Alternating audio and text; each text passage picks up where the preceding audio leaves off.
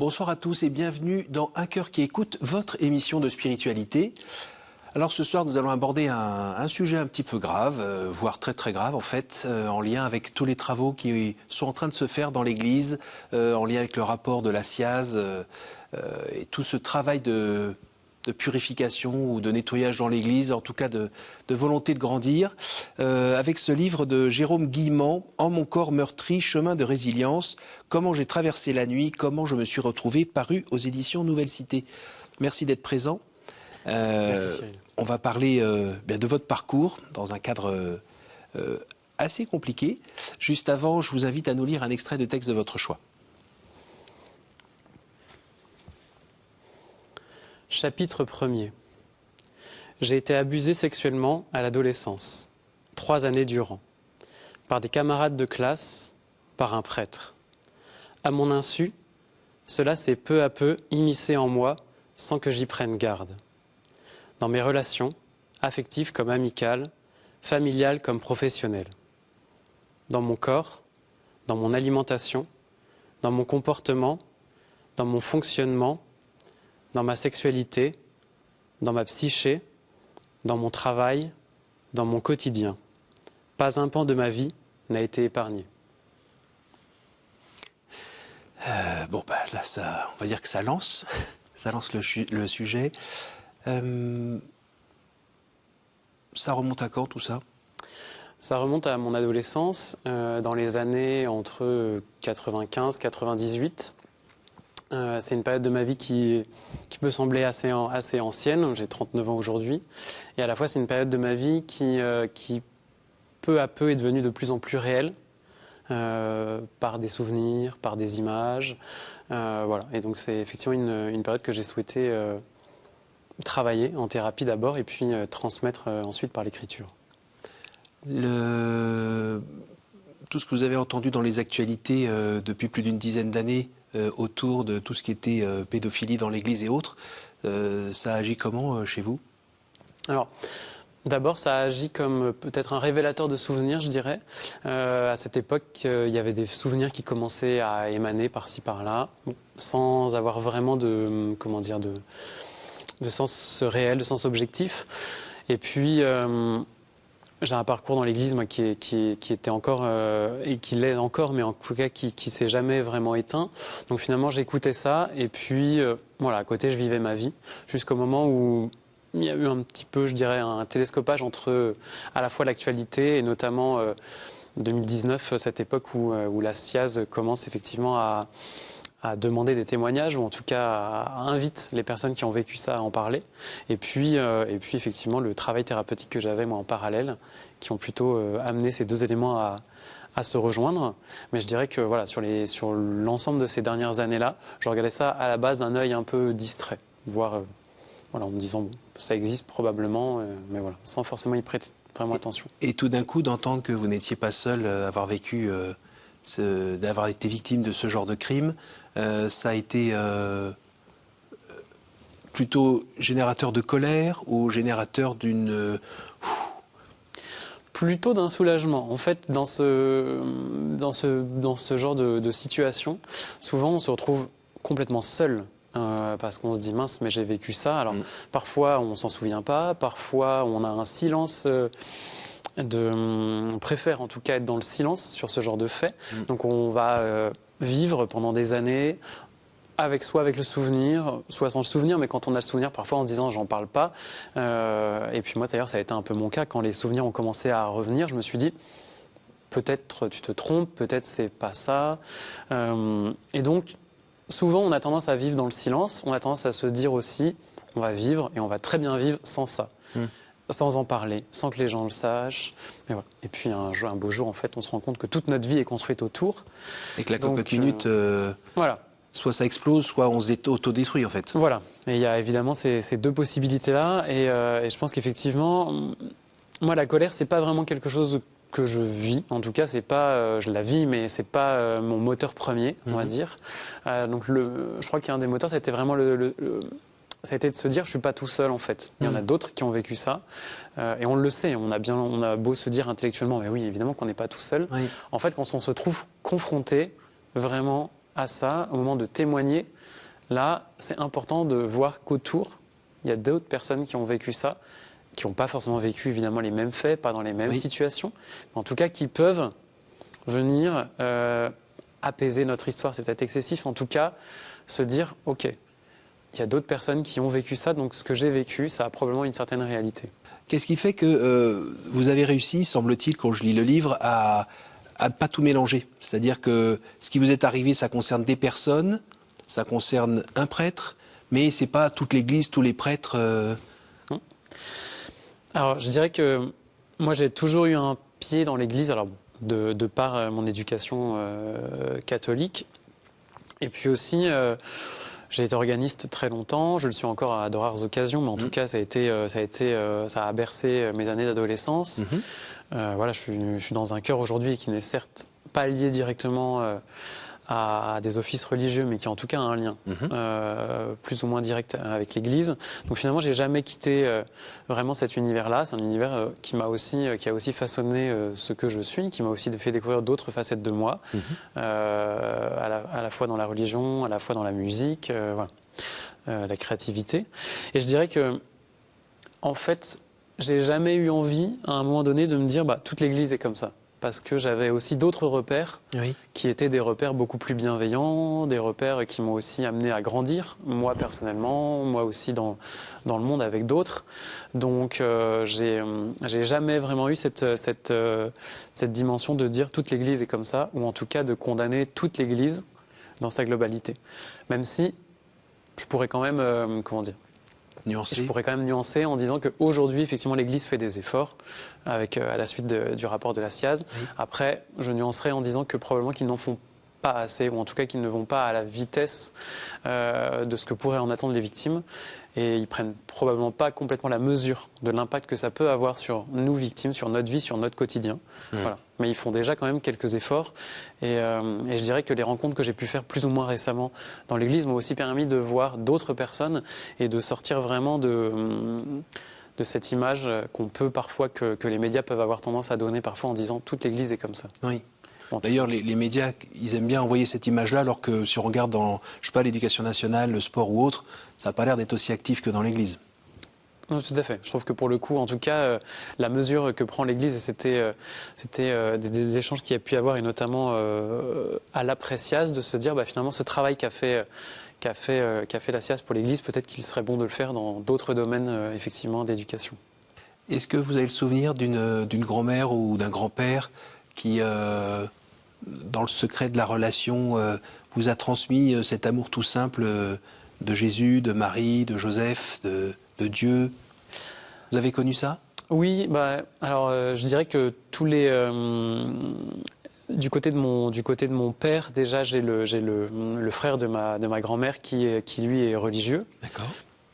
Donc qui du coup s'est aussi assuré aussi par nos rencontres, par nos échanges et notre éducation religieuse aussi au fil des années. Donc il était déjà aussi un mentor, c'est peut-être excessif parce que ce mot peut être connoté. En tout cas d'une présence qui a pu effectivement beaucoup évoquer cette dimension-là.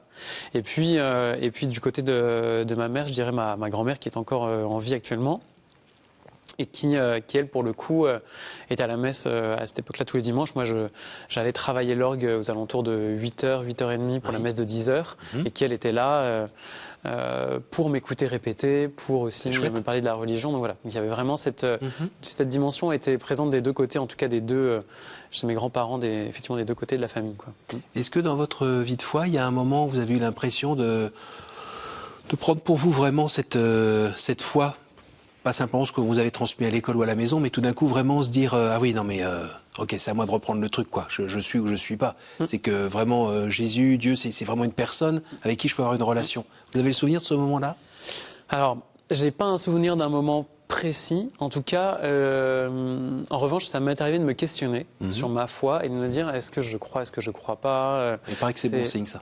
Oui, voilà, on m'a toujours dit que c'était bon signe. Et d'ailleurs, j'ai les premières personnes qui ont lu la première version du livre, en tout cas du manuscrit, j'ai eu différents retours de personnes me disant nous, ça fait 10 ans qu'on te connaît, il y a un élément qui est central, c'est la foi qui t'anime et qui ne transparaît pas beaucoup dans le livre. Oui. Dans la première version, elle transparaissait encore moins que dans la version actuelle.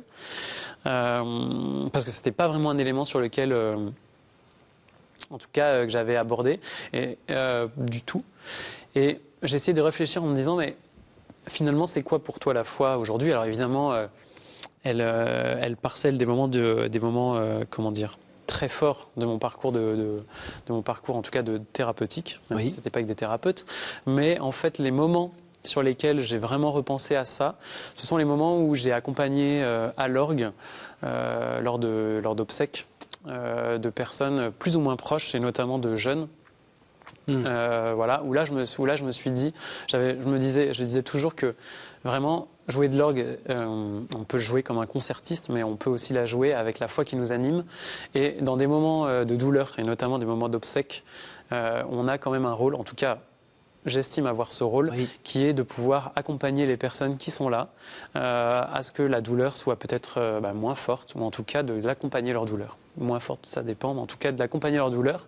Et je me suis dit que cette mission-là, elle, en tout cas de ma perspective, elle ne peut être faite que parce qu'on est animé par une certaine foi.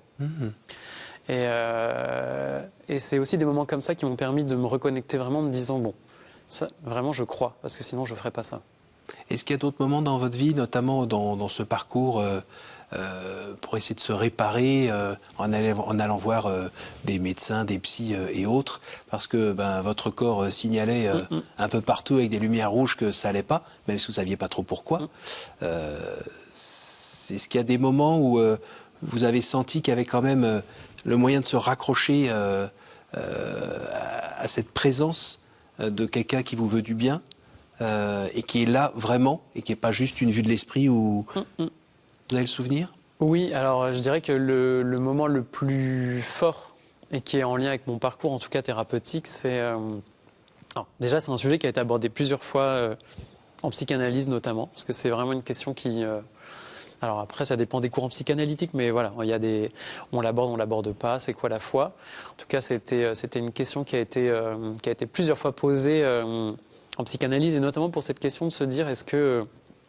À l'époque où moi, j'en parlais vraiment à personne, et j'avais prévu d'en parler à personne, où la psychanalyse questionnait cette foi en disant, mais est-ce que cette foi te pousse pas au silence? Enfin, vous pousse pas au silence, mais bon, c'était une question qui m'animait. Au silence, c'est-à-dire comme par exemple ne pas en parler pour pas abîmer. C'est ça, pour pas abîmer, voilà, exactement.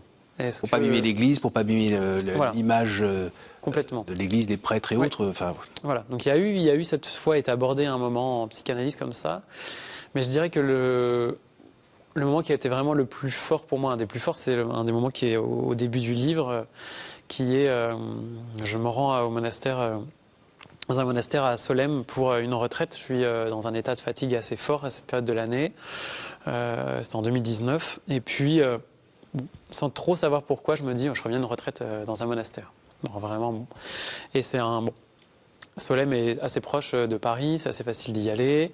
C'est un haut lieu du chant grégorien. Moi, j'aime beaucoup la musique, donc voilà, c'était vraiment un choix que je fais. Et puis, j'y vais vraiment dans un but uniquement de repos, et vraiment de me dire ce repos du corps. Tranquillement dans les jardins, c'est ça, le long de la Sarthe. Exactement, je déambule, je prends le temps d'écouter les magnifiques chants grégoriens de ces moines, et puis finalement je décide de faire un entretien avec un moine. Voilà. Donc là-bas, c'est le père hôtelier qui choisit le moine avec lequel on peut échanger. Oui. Et puis on échange plusieurs fois avec ce moine, le père Patrice, et puis un jour on échange un après-midi dans les jardins à la clôture du monastère, et puis je livre tout ça. J'évoque en tout cas ce que j'ai vécu au sein de l'Église, dans les abus sexuels. Et qui à ce moment-là était bien... Alors à ce moment-là, c'était un peu circonstancié, c'est-à-dire qu'en gros, je les avais déjà évoqués un peu en thérapie, mais c'était de manière très, j'aime bien dire un peu chirurgicale, dans le sens où dénué de toute émotion, dénué de tout sentiment, dénué de tout affect en fait. Voilà. Et raconter les faits. Je raconte les faits, et puis je dis oui, tout va bien, voilà. Et avec lui, je les raconte. Alors, je raconte aussi les faits de cette manière-là, un petit peu, mais c'est la première fois que je le vois très à la fois soucieux forcément, à la fois affecté.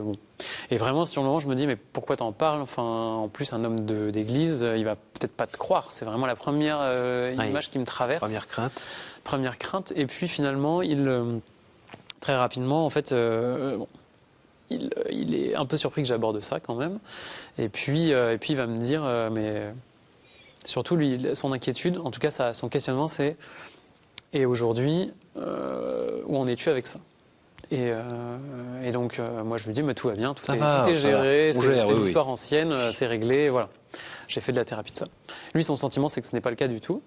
Et il se permet de le dire, mais avec évidemment une bienveillance qui le caractérise. Donc, vous aviez quand même 13 ans de thérapie à côté ou plus? Voilà, à peu près. Et puis, je lui dis non, tout va bien. Voilà. Et il me demande si ma famille est au courant. Et je lui dis bah, non, il n'y a aucun intérêt à ce que ma famille soit au courant. Puisque, effectivement, c'est un élément qui ressort souvent en thérapie. C'est ce qu'il faut le dire, ce qu'il ne faut pas le dire. Oui. Moi, je ne suis pas un adepte avec le recul, je ne suis pas un adepte il faut dire à tout prix. Cette vague qu'il peut y avoir depuis quelques mois, quelques années, notamment avec la vague MeToo, de dire il faut dire les choses. Non, pas toujours, parce qu'en tout cas, il faut être préparé à le dire. C'est-à-dire que, et si on n'est pas préparé, ça peut être une déflagration pour soi, pour la famille, pour les proches, voilà. Et ça peut plus détruire parfois si on n'est pas préparé. Et vraiment, il me parle de ça, et puis on parle quand même de la foi, c'est-à-dire que la question de c'est quoi ma foi avec tout ça? Et bon, mon sentiment, c'est de lui dire bon, je suis pas venu, si je suis dans un monastère, c'est que quand même, voilà, j'ai quand même ma foi à quand même une certaine présence quand même. Mais bon, on pourrait. Là, il m'explique que maintenant, il y a des gens aussi qui viennent au monastère juste pour être tranquilles, parce qu'ils savent qu'il n'y a que ici qui peuvent être tranquilles. Et voilà. Et je repars avec ça. Et c'est vrai qu'en fait, 4 jours après, enfin même pas 3 jours après, j'annonce à mes parents tout ça. Et puis j'échange encore pas plus tard qu'il y a quelques jours avec ce moine avec qui on a gardé une certaine proximité que j'ai pu revoir aussi et notamment pour un chapitre autour du pardon qui est à la fin de mon livre. Mais voilà, et il m'a aidé à cheminer dans une autre partie thérapeutique, je dirais. C'est-à-dire qu'il y avait la thérapie qui était effectivement psychanalytique, thérapie aussi corporelle sur d'autres aspects.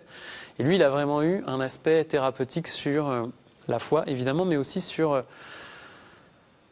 le fait que dans l'Église, il y a des gens qui peuvent accueillir cette parole-là sans la juger. Et ça, c'était important pour moi aussi, d'avoir cette écoute, cette bienveillance. Alors évidemment, il n'est pas le seul là-dedans, bien au contraire, mais en tout cas, il a été, je pense, la première personne dans l'Église à qui j'ai pu m'en ouvrir, vraiment. Et il a eu un accueil qui... j'en suis sûr maintenant, m'a permis d'en parler à mes parents. En me disant, si même un homme d'église l'accueille... C'est l'accueil d'un homme de foi, parce que finalement, quand on l'entend comme ça humainement, on ne sait pas toujours comment réagir. C'est ça. Et en face, la personne qui exprime a une sensibilité très forte sur la réaction de l'autre. Donc, est-ce que c'est une curiosité, il va demander des détails, curiosité malsaine, ou il a l'air de s'en fiche, ou il a l'air secoué, enfin, et c'est moi qui... Voilà. Et là, on sent que la vie de foi a permis à ce moine d'être au bon endroit c'est ça, au bon moment. Et puis il a eu une grande justesse, c'est-à-dire qu'il n'a pas renchéri sur des mots, il n'a pas posé, parce que souvent on se dit est-ce qu'il faut poser des questions, pas en poser, on se dit voilà, si j'en pose pas c'est qu'on s'intéresse pas, si j'en pose trop c'est que... Donc il y a toujours cet équilibre-là, et finalement il a juste été dans l'évocation de dire voilà moi ce que je ressens là. Et vraiment c'était ça qui était fort, c'est que finalement... il m'a dit, sans paraphraser, me dit-il, l'évangile, mais qui suis-je pour te juger, me dit-il. Mais voilà, mais moi, mon ressenti, c'est que finalement, le travail n'est pas terminé. Et c'était complètement juste. Et c'est vrai que ça a été, vraiment, c'était sa première parole. Et très vite après, il m'a dit, et je te crois, surtout. Et d'ailleurs, de toute façon, comme il me dit, je n'ai pas les moyens de te dire que je ne te crois pas, ou d'ailleurs, de toute façon. Donc, Alors, pour contribuer à ce travail, quelle place prend le pardon? Alors, ça a été une interrogation que j'ai eue très longtemps. Quand je dis pardon, c'est pardonner la tripotée de crétins là, qui vous a embêté à l'école pendant trop longtemps. C'est insupportable de le lire et même juste d'y penser. Et puis, évidemment, les actes criminels de ce prêtre. Comment on pardonne? Est-ce qu'on peut pardonner? Vous en êtes où? Alors, c'était une question que je m'étais au début pas du tout posée. Et vraiment, c'était en retravaillant le manuscrit l'été dernier. Voilà. Et puis je cherchais à remanier certaines choses et puis je me suis dit bon, il manque quand même quelque chose. J'en parle avec deux, trois amis proches. Je crois même j'en parle aussi à l'époque avec l'éditeur. Et je me dis tiens, c'est vrai que ce sujet-là quand même, il pourrait être abordé. Bon.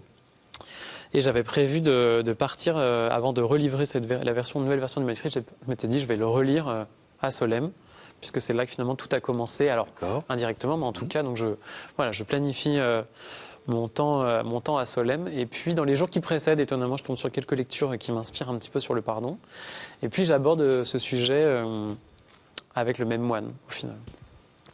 Et je lui explique qu'en fait, je suis un peu embêté parce que je me dis, moi, ma vision à l'époque, en arrivant à Solesmes, c'est de me dire, mais de toute façon, il faut pardonner. Enfin, c'est la vision, potentiellement, l'éducation religieuse que j'ai eue, c'est il faut pardonner.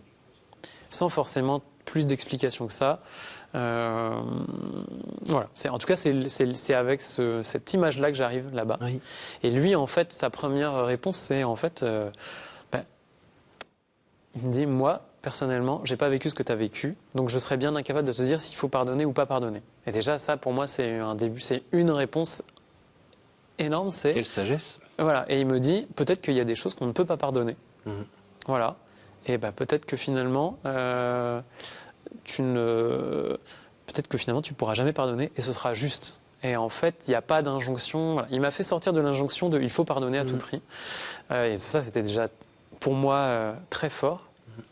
Il m'a fait sortir aussi de cette injonction de est-ce qu'il y a besoin que la personne en face soit là, accepte le pardon ou pas. Le prêtre, en l'occurrence, il est décédé. Oui. Donc est-ce qu'il y a besoin ou pas? Est-ce qu'il y a un acte symbolique qui est une question qui est évoquée beaucoup maintenant, l'acte symbolique avec l'instance de réparation, reconnaissance de réparation de l'Église.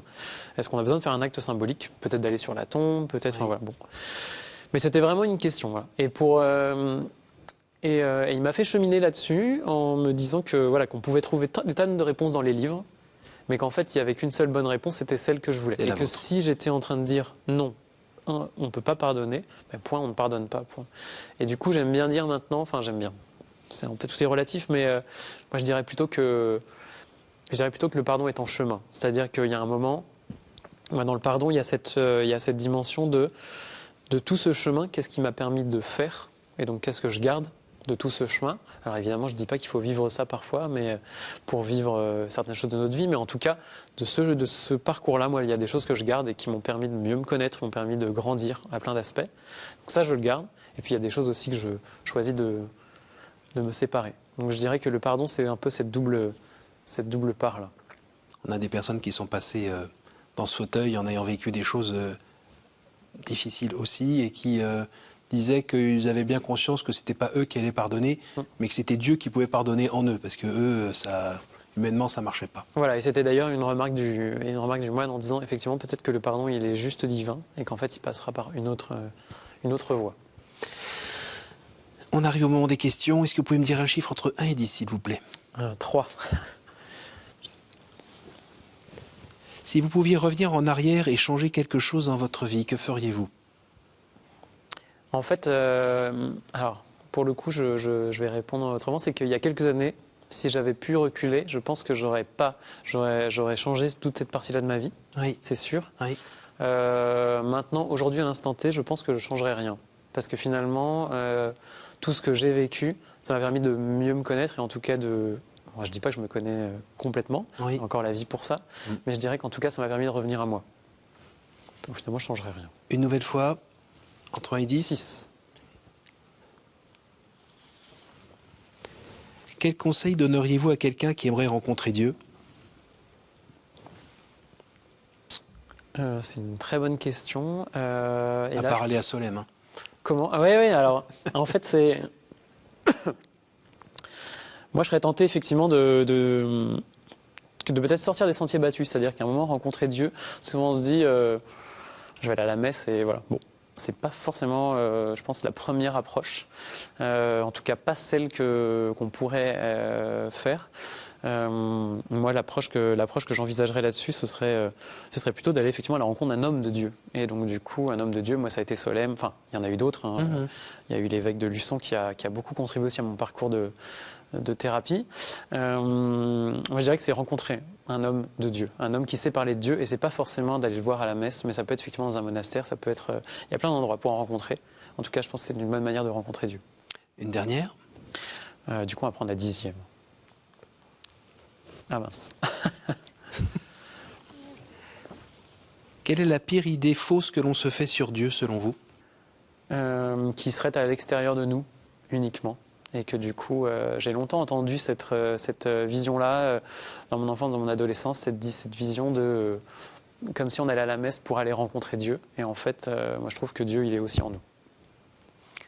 Merci beaucoup. Merci beaucoup d'être venu en plateau, nous partager cela.